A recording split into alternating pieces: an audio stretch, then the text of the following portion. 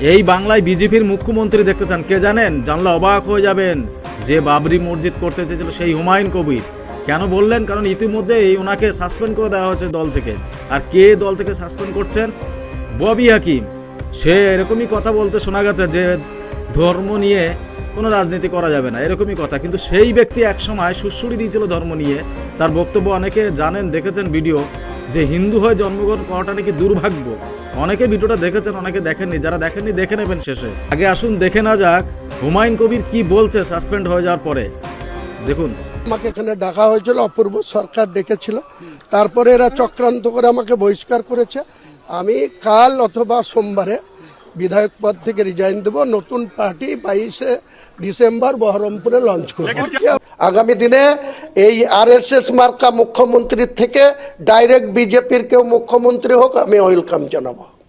আপনি সরাসরি বলছেন যে একদম আরএসএস মার্কা মুখ্যমন্ত্রী যদি আমার বিরুদ্ধে সব প্রমাণ করতে চায়, আমিও প্রমাণ করে দেব। তিনি মন্দির নিয়ে আছে, তিনি মন্দিরের পুজো করার জন্য 1,10,000 করে অনুদান দিচ্ছেন, তিনি কার্নিভাল করছেন, তিনি সব কিছু করছেন। তা আগামী দিনে মানুষের টাকা নিয়ে তিনি আবার পুজো করে জগন্নাথ মন্দির করে মুসলমানদের ইমান নষ্ট করার জন্য প্রসাদ বাড়ি বাড়ি বিলি করছেন। এটা কতদিন থাকে সেটা দেখবো আমি। আমরা সাসপেন্ড করছি দল থেকে। দলের সাথে তার কোনো সম্পর্ক থাকবে না, দলের সাথে তার কোনো সম্পর্ক থাকবে না।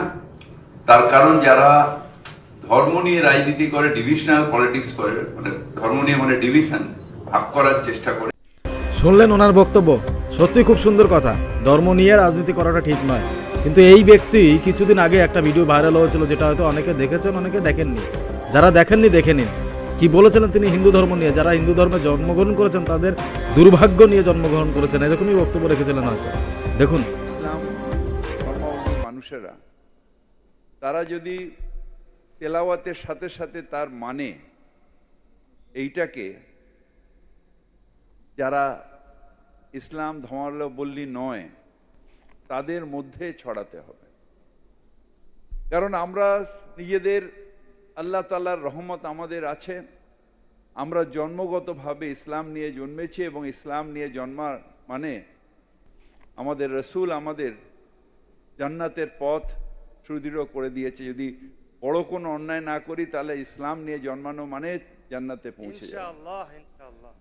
কিন্তু যাদের সেই আল্লাহ সেই রহমত যাদের দেননি, তারা যদি তেলাওয়াত এবং কোরআন শরীফের মানে যদি বুঝতে পারেন এবং একজনকেও যদি আমরা ঈমান দিতে পারি, তাহলে আমাদের জান্নাতের পথ একেবারে সুদৃঢ় হয়ে যাবে।